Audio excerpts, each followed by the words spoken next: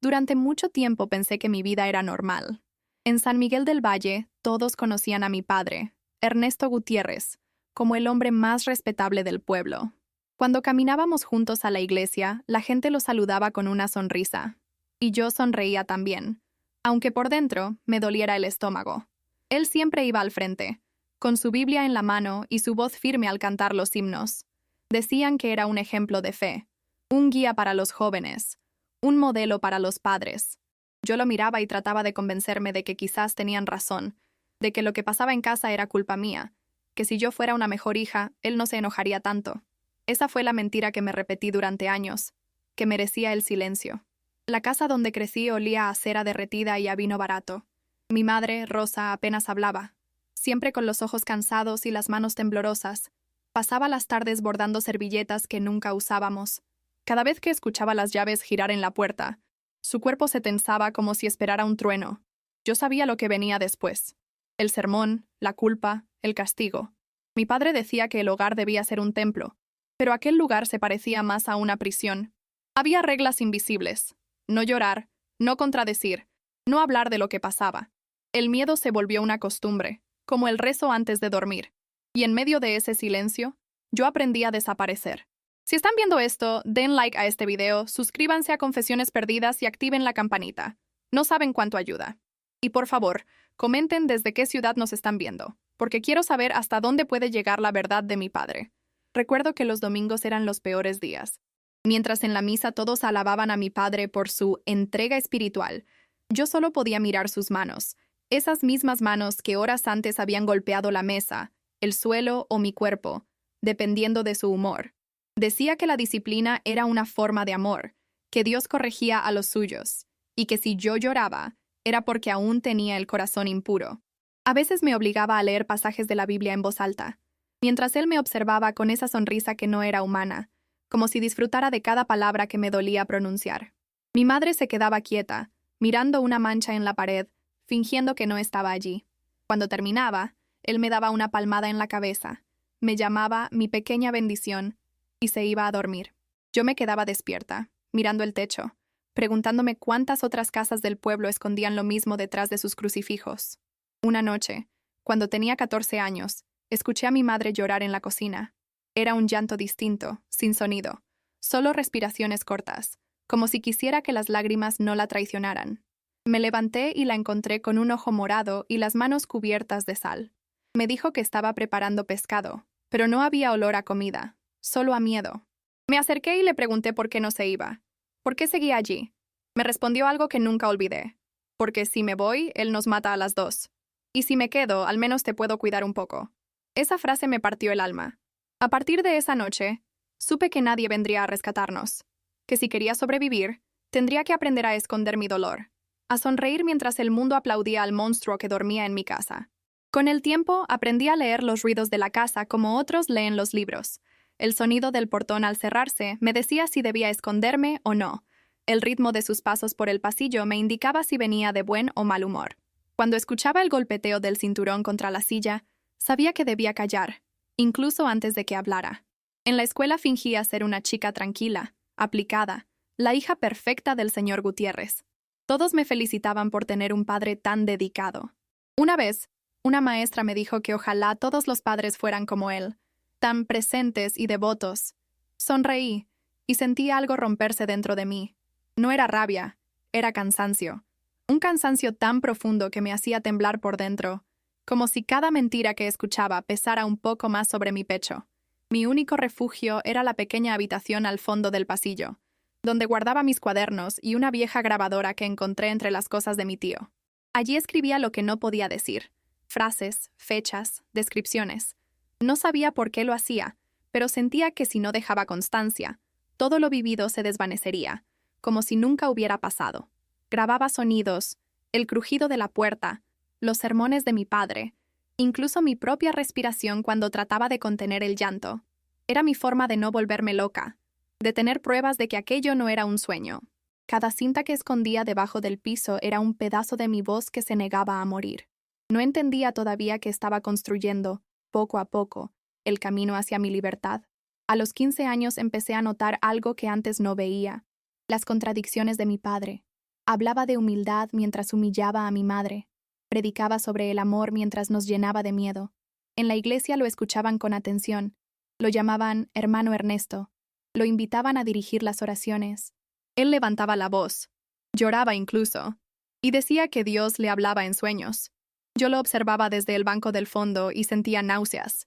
Quise creer que algún día se daría cuenta del daño que hacía, que tal vez cambiaría, pero cada noche era igual. Cuando terminaba de rezar, volvía a ser el mismo hombre. Seco, cruel, impredecible. Empecé a pensar que la fe de mi padre era solo una máscara, una manera de esconder su propio vacío. Y esa idea, aunque me daba miedo, también me dio una pequeña chispa de poder. Si él podía mentir tan bien, tal vez yo también podía fingir. Así fue como aprendí a sonreír en público, a mirar a los ojos sin dejar que notaran el temblor en mis manos, a responder, sí, papá, aunque por dentro gritara, no. Mi madre me decía que no lo provocara, que hablara suave, que no lo contradijera, pero ya no podía más. Cada palabra que él decía se me clavaba en la piel como un alfiler. Una noche, mientras lo escuchaba gritarle a ella, sentí algo romperse dentro de mí, algo que ya no pude reparar. Era como si una parte de mi alma hubiera dicho basta. No grité, no lloré. Solo me prometí que algún día nadie volvería a tener poder sobre mi silencio. No sabía cómo ni cuándo, pero lo haría. Y esa promesa me sostuvo durante años. Un día, durante una cena, mi padre me pidió que leyera en voz alta un pasaje del Evangelio. Estábamos los tres en la mesa, y el silencio era tan pesado que se podía oír el zumbido del foco. Tomé la Biblia con las manos frías, abrí donde él señaló y empecé a leer. Era el versículo sobre el perdón. Mientras pronunciaba las palabras, sentí que algo dentro de mí se desgarraba. Él me observaba fijamente, como si buscara mi rendición en cada letra. Cuando terminé, me dijo que el perdón era la prueba del amor verdadero. Yo lo miré. Respiré hondo y respondí sin pensar.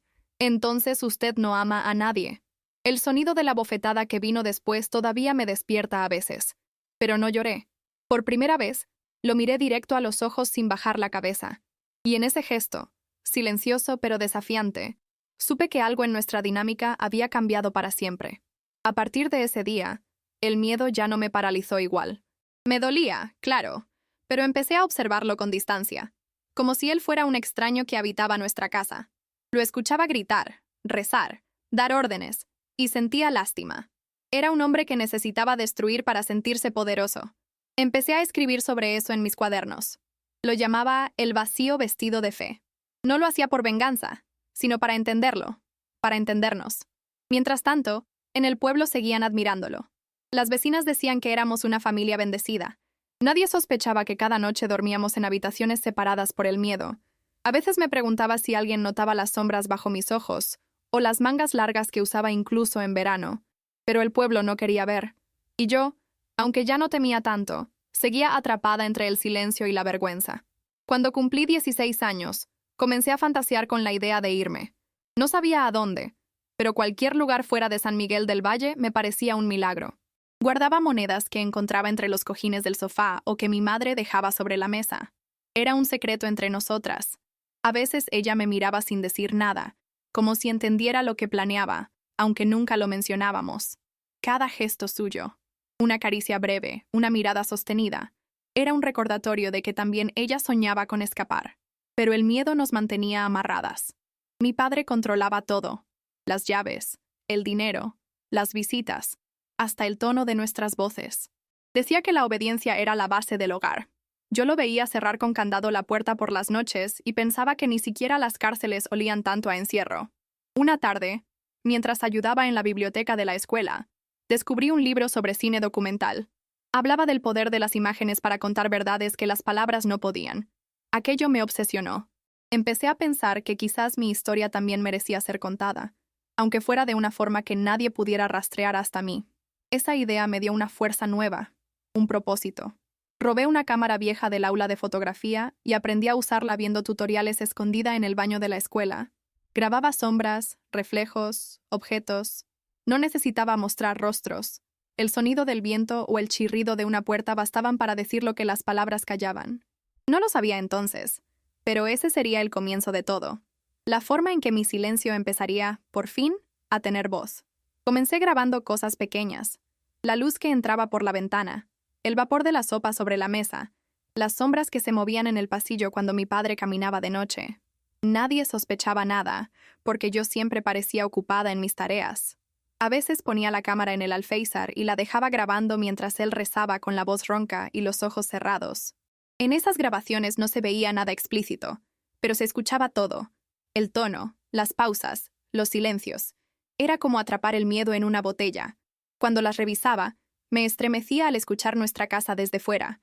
Era la primera vez que podía mirarla sin sentirme dentro. Por unos segundos, el infierno se volvía una historia ajena, algo que podía analizar y no solo sufrir. Y en esa distancia mínima encontré un respiro. Mi madre descubrió una de las cintas una noche, cuando yo dormía. A la mañana siguiente, me la dejó sobre la mesa, envuelta en un pañuelo. No dijo nada, pero su mirada lo dijo todo. Ten cuidado.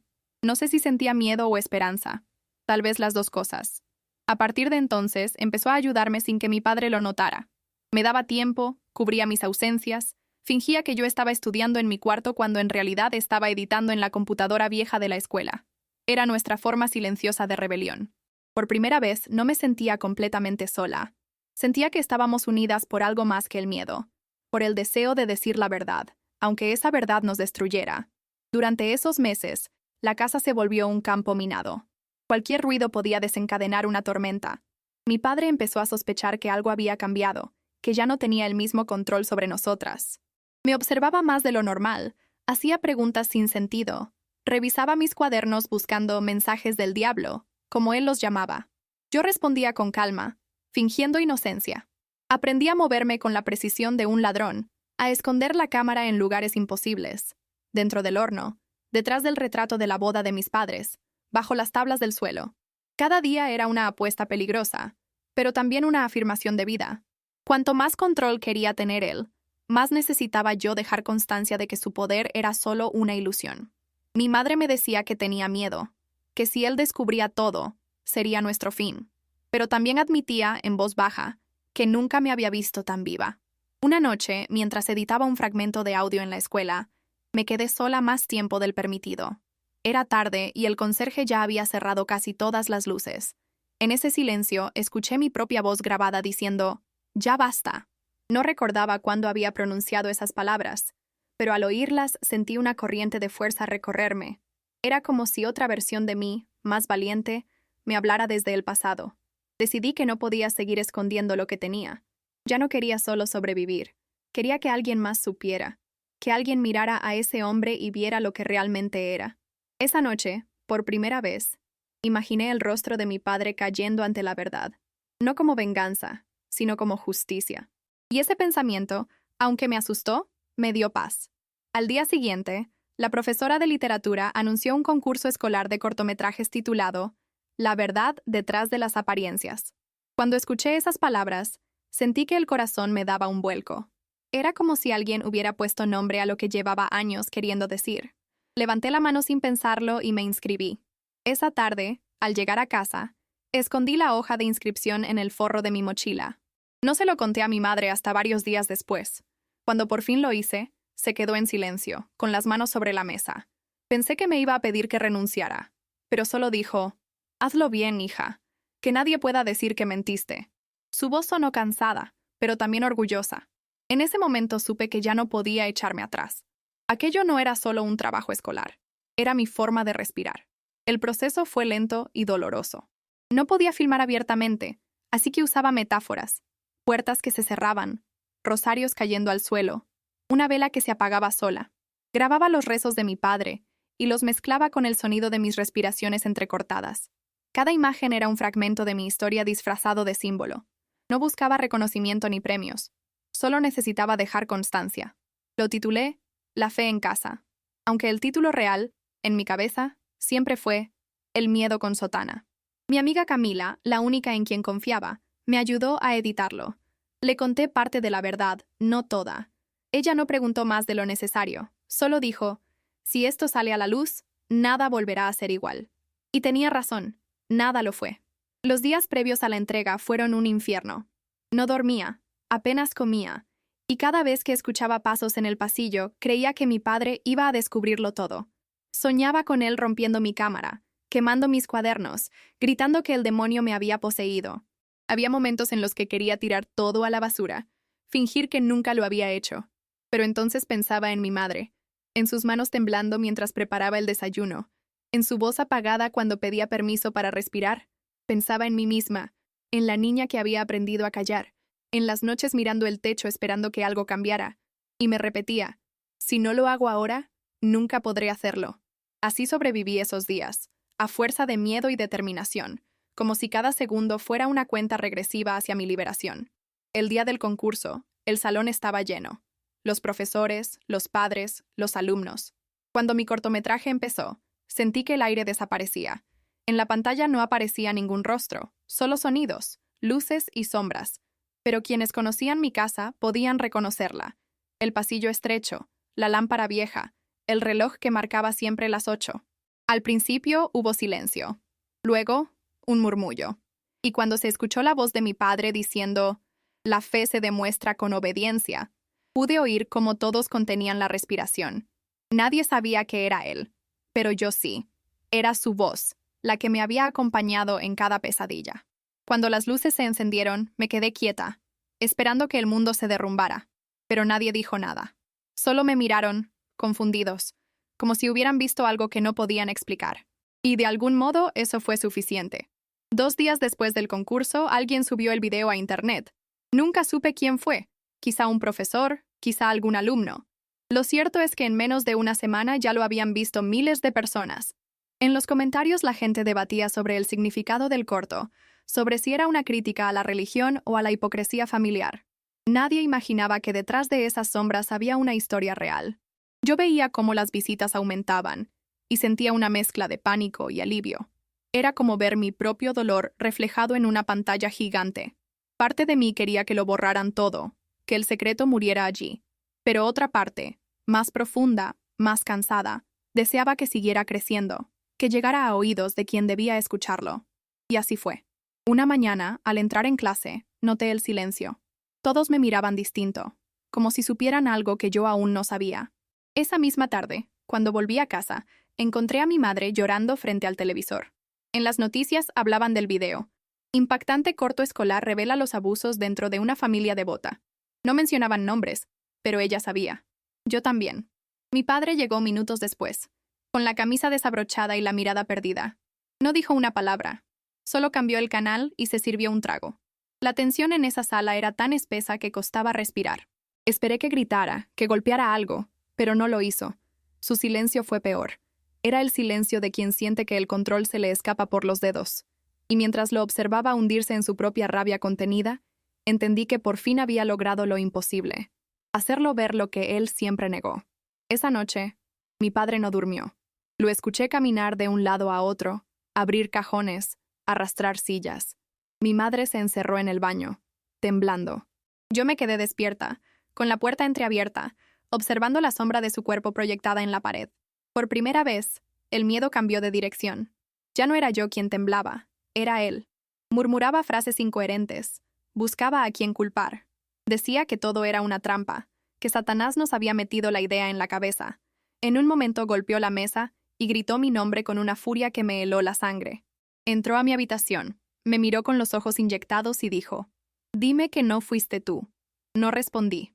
No podía. Nos miramos en silencio. Y en ese instante entendí que ya no necesitaba decir nada. Mi silencio lo confirmó todo. Se fue dando un portazo que retumbó en toda la casa y no volvió hasta el amanecer. Al día siguiente, el pueblo entero hablaba de nosotros. Los vecinos murmuraban al pasar, la iglesia se llenó de rumores y la prensa local empezó a investigar. Intentaron proteger su imagen, pero las pruebas eran demasiado claras. Reconocieron su voz, sus gestos, incluso los objetos del fondo de las tomas. Mi madre fue citada a declarar, y aunque le temblaban las manos, habló. Dijo poco, pero suficiente. Yo tuve que enfrentar las mismas preguntas, una y otra vez, reviviendo cada escena frente a extraños. Era doloroso, humillante, pero también liberador. Por fin el peso del secreto se repartía entre muchos hombros. Ya no era solo mío. Y mientras veía el rostro de mi padre en los periódicos, entendí que, aunque la justicia tardara, el silencio ya estaba roto. Nunca imaginé que la caída de un hombre pudiera ser tan ruidosa. En cuestión de días, Mi padre pasó de ser el ejemplo del pueblo al nombre que nadie quería pronunciar. En la iglesia, el sacerdote pidió rezar por su alma confundida, pero evitó mencionar el motivo. Las vecinas que antes lo saludaban con devoción empezaron a cerrar las cortinas cuando pasaba por la calle. Los niños, que antes corrían a pedirle bendiciones, ahora lo miraban con miedo. Y él, que siempre había caminado erguido, comenzó a encorvarse, a esconderse bajo el sombrero, como si la vergüenza pesara más que cualquier castigo. En casa, el aire era irrespirable. Los rezos se habían convertido en murmullos desesperados. Mi madre intentaba mantener algo de normalidad, pero la rutina ya no existía. Era como vivir dentro de una ruina recién derrumbada. Una tarde, mientras lavaba los platos, lo escuché hablar solo en el patio. Decía que lo habían traicionado, que el mundo no entendía su misión, que Dios lo castigaba por haber amado demasiado. Esa frase, haber amado demasiado, me provocó una mezcla de rabia y asco. Salí y le dije, con una voz que ni yo reconocí: «Usted no amó, papá. Solo quiso que todos lo adoraran». Me miró como si no entendiera el idioma en que hablaba. Por un instante pensé que iba a golpearme, pero no lo hizo. Solo se quedó quieto, con los ojos perdidos, repitiendo mi nombre como si no recordara quién era. Ese fue el momento en que supe que algo dentro de él se había quebrado definitivamente. Ya no era el hombre que nos aterrorizaba. Era solo un cuerpo vacío, sostenido por la culpa. Y, de algún modo, eso me dio más miedo que su furia. Pocos días después, la policía llegó a nuestra casa. Todo ocurrió en silencio, sin sirenas ni gritos. 2 agentes tocaron la puerta, y mi padre los recibió con la calma de quien ya sabe lo inevitable. Le mostraron una orden, y él asintió, sin decir palabra. Antes de irse, me miró una última vez. No había odio en su mirada, ni remordimiento, solo una especie de vacío, como si el alma se le hubiera evaporado. Cuando la patrulla se alejó, mi madre se derrumbó en el suelo. Lloró sin consuelo durante horas, y yo la abracé sin saber qué decir. Por más monstruoso que hubiera sido, seguía siendo el hombre al que alguna vez amó. Esa contradicción me dolió más que cualquier golpe. La certeza de que incluso el verdugo puede dejar huecos de amor en quienes destruye. Esa noche dormimos con las ventanas abiertas por primera vez en años. Y aunque el aire era frío, respiramos sin miedo. Los días siguientes fueron una mezcla de confusión y alivio. El pueblo se dividió. Algunos decían que habíamos exagerado, que los asuntos de familia se resuelven en casa. Otros nos apoyaban en silencio, dejando bolsas de comida en la puerta, o notas que decían, «Gracias por tener valor». Yo no sabía cómo sentirme. Cada vez que veía mi video compartido en redes, sentía vergüenza y orgullo al mismo tiempo. No era solo mi historia. Era la historia de tantas mujeres que nunca pudieron hablar. Me escribieron desde otros pueblos, desde ciudades que ni conocía, contándome cosas parecidas. Y por primera vez, comprendí que el dolor no me aislaba, me unía, que la verdad, cuando se pronuncia, tiene un eco que viaja más lejos de lo que uno imagina. Durante los primeros meses después del arresto, viví como una sombra. No sabía qué hacer con tanto silencio. La casa, sin su voz, se sentía extraña, como si los muebles también esperaran sus gritos. A veces me sorprendía caminando en puntillas por costumbre, como si aún temiera despertarlo. Mi madre hablaba poco. Pasaba los días mirando por la ventana, con los ojos perdidos en un punto que solo ella podía ver. Yo la entendía. Cuando el miedo se va, deja un hueco enorme. Uno cree que la libertad será como respirar aire nuevo, pero al principio duele, porque el cuerpo todavía espera el golpe, el insulto, la orden. Cada vez que sonaba el teléfono, el corazón se me detenía. Pensaba que sería él, que de algún modo había vuelto. Pero no. El único sonido constante era el del viento colándose por las grietas, recordándome que el mundo seguía allí, indiferente y vasto. Empecé a ir a terapia gracias a una trabajadora social que se ofreció a ayudarnos.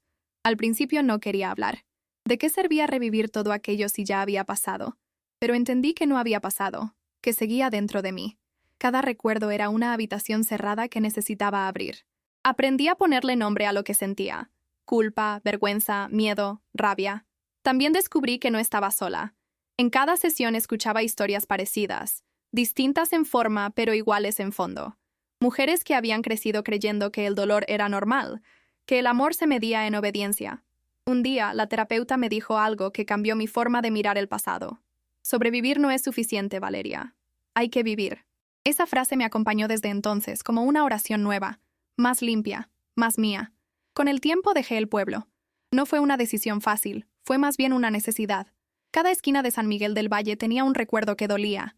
El sonido de las campanas de la iglesia, el olor del vino barato en las misas, las miradas de los vecinos que todavía susurraban cuando pasaba.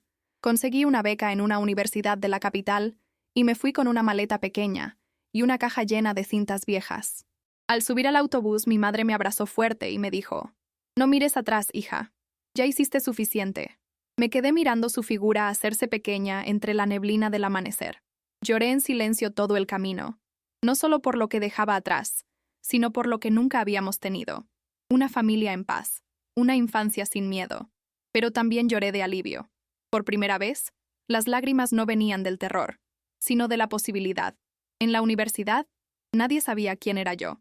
Al principio me daba miedo que alguien reconociera mi nombre, que me señalaran como la hija del monstruo, pero pronto descubrí que podía ser solo Valeria. Empecé a estudiar comunicación audiovisual, como si inconscientemente quisiera seguir dándole voz a lo que otros callaban. Aprendí a usar la cámara no como un escudo, sino como una herramienta de verdad. Cada proyecto que hacía tenía un pedazo de mi historia escondido entre planos y sonidos. Mis profesores decían que había algo en mis trabajos que incomodaba de un modo necesario. Yo sonreía y no explicaba nada. No necesitaba hacerlo. Entendí que no hacía falta contar el infierno para hablar de él. A veces, basta con mostrar la luz que queda después del incendio. Pasaron casi 2 años hasta que volví a ver a mi madre. Viajé al pueblo para asistir al juicio. Todo me pareció más pequeño. Las calles, la iglesia, incluso la casa donde crecí. Entrar allí fue como abrir una herida vieja. El eco de mis pasos en el pasillo me recordó las noches en que esperaba escuchar sus gritos. Ella me abrazó con fuerza, y en su olor a jabón y flores secas sentí una mezcla de consuelo y tristeza. Me contó que los vecinos ya casi no hablaban del tema, que el pueblo había encontrado nuevos escándalos de los cuales alimentarse, pero su voz temblaba al decirlo. En el fondo, sabía que las cicatrices no se borran con el silencio. Cuando nos sentamos juntas frente al tribunal, ella tomó mi mano y me dijo: «Pase lo que pase hoy, ya ganamos». Yo no respondí, solo apreté su mano. A veces, las palabras sobran cuando el alma está cansada. Mi padre entró esposado, con la mirada baja. Por un instante no lo reconocí. Había envejecido 20 años en 2. Su piel estaba gris, sus hombros hundidos. No miró a nadie, ni siquiera a mí. Mientras el juez leía los cargos, recordé todas las veces que él había usado la palabra obediencia como arma. Y ahí estaba, escuchando órdenes que no podía desafiar. Una parte de mí sintió pena, lo confieso. No por él, sino por el hombre que fingió ser y nunca fue. Cuando dictaron la sentencia, mi madre cerró los ojos y respiró hondo. Yo no lloré. Sentí una calma extraña, como si por fin el tiempo se hubiera detenido. No hubo aplausos ni alivio, solo un silencio largo y pesado. Pero en ese silencio, algo dentro de mí sanó un poco. Después del juicio, no volví a San Miguel del Valle por mucho tiempo. Mi madre decidió quedarse, aunque le ofrecí irse conmigo. Dijo que necesitaba aprender a vivir sin miedo en el mismo lugar donde lo había tenido. «No quiero que mi vida termine siendo solo huida», me dijo con una serenidad que me sorprendió. Le prometí visitarla siempre que pudiera. Volví a la capital con una mezcla de alivio y vacío. Las noches eran tranquilas, pero mi mente no lo era. Había días en que despertaba con el corazón acelerado, esperando oír su voz, su llave girando en la cerradura. La memoria del miedo no se borra fácilmente. Se queda pegada en el cuerpo, en la piel, en los gestos más simples. Pero poco a poco, la rutina fue llenando los huecos. Me uní a un grupo de apoyo para sobrevivientes de violencia familiar y comencé a contar mi historia, no como víctima, sino como testigo. Aprendí que poner en palabras el dolor no lo hace desaparecer, pero sí lo transforma. Una noche, en una de esas reuniones, una mujer se me acercó y me dijo que había visto mi video años atrás, que había sido su impulso para dejar a su marido. Me quedé sin palabras. No sabía si sentir orgullo o miedo. Ella me tomó la mano y dijo: «Usted no me salvó. Me recordó que podía salvarme sola». Esa frase me atravesó el alma. Todo el peso de los años, de las culpas y las noches en silencio se volvió un poco más liviano. Entendí que mi historia no era solo mía, era una voz entre muchas, y que si había un sentido en todo lo que viví, tal vez era ese: romper el ciclo, para que otra niña, en otro pueblo, pudiera dormir sin miedo. Volví a San Miguel del Valle un verano, muchos años después. Mi madre me esperaba en la misma casa, aunque ya no era la misma. Había pintado las paredes de azul claro y abierto las ventanas que siempre manteníamos cerradas. En el jardín, donde antes solo había tierra seca, crecían flores. «El sol entra mejor ahora», me dijo sonriendo, y esa frase sencilla me hizo llorar. Caminé por el pasillo que tantas veces recorrí con miedo, y por primera vez, el eco de mis pasos no me asustó. Era otro sonido, más leve, casi alegre. En su habitación aún conservaba la foto de nuestra familia, pero el rostro de mi padre ya no estaba en el centro. Lo había movido a un costado, como si por fin hubiera dejado de ocupar todo el espacio. Entendí que sanar no era olvidar, sino aprender a mirar sin temblar. Esa noche cenamos juntas en silencio, pero un silencio distinto, de paz. Después de tantos años, pude hablarle sin el nudo en la garganta. Le conté de mis estudios, de mis proyectos, de las personas que había conocido. Ella escuchaba con atención, sonriendo apenas, como si cada palabra fuera una confirmación de que habíamos sobrevivido. En un momento me dijo: «Siempre supe que ibas a encontrar tu voz, Valeria». Yo le respondí: «No la encontré, mamá, la grabé». Las dos reímos, y ese sonido, nuestra risa, fue el más hermoso que escuché en toda mi vida. Era como si el tiempo nos devolviera algo que nos debía, la capacidad de reír sin miedo. Esa noche dormí en mi antigua habitación, con la ventana abierta, y el aire del valle entró suave, trayendo olor a jazmín y promesas nuevas. Con los años, aprendí que la verdad no siempre libera de inmediato. A veces hiere primero, como el sol que quema antes de calentar. Hubo momentos en que me sentí culpable, como si al exponerlo también hubiera destruido a mi madre, a mi apellido, a la historia entera de los Gutiérrez. Pero luego entendí que lo que destruí no fue nuestra familia, sino la mentira que la mantenía encadenada. Me costó mucho reconciliarme con la palabra fe. Durante mucho tiempo no pude entrar a una iglesia sin sentir rabia. Pero un día, mientras caminaba por la ciudad, entré en una capilla vacía y me senté. No recé, solo respiré. Y en ese silencio entendí que la fe no era obedecer ni callar, sino creer en la posibilidad de algo mejor. Que Dios, si existía, nunca estuvo del lado del miedo. Tal vez siempre estuvo en las voces que se atreven a romperlo. A veces me invitan a dar charlas sobre violencia familiar. Nunca muestro mi video. No quiero que mi historia se convierta en espectáculo. Prefiero hablar con las personas, mirarlas a los ojos y decirles que sobrevivir es posible, pero que el silencio nunca salva a nadie. He conocido a muchas Valerias, con distintos rostros y edades, y cada una me recuerda por qué decidí hablar. No todas logran justicia, pero todas comparten la misma chispa, la de no dejar que su dolor se convierta en herencia. Cada vez que cuento mi historia, siento que le quito un poco de peso a esa niña que fui, a la que temblaba en la oscuridad. Es mi manera de agradecerle por haber resistido cuando todo parecía perdido. A veces pienso en qué habría pasado si nunca hubiera hecho aquel video. Tal vez seguiríamos todos viviendo bajo el mismo techo, fingiendo que éramos felices. Tal vez yo habría aprendido a repetir su violencia sin darme cuenta, o habría terminado creyendo que el amor se mide en miedo. Pero grabar fue mi manera de gritar cuando no tenía voz, de dejar constancia de que existí más allá del dolor. A veces cuando reviso las viejas cintas, sí, aún las conservo, me sorprende oír mi respiración temblorosa, los ruidos del pasillo, los murmullos de mi madre. No las escucho para sufrir, sino para recordarme de dónde salí. No hay pasado limpio, pero hay pasados que ya no duelen igual. Y el mío, aunque sigue oliendo a vino barato y cera vieja, ahora también huele a libertad. El tiempo no borra las cicatrices, pero las acomoda. Hoy tengo 30 años, y cada día me descubro siendo un poco más amable conmigo misma.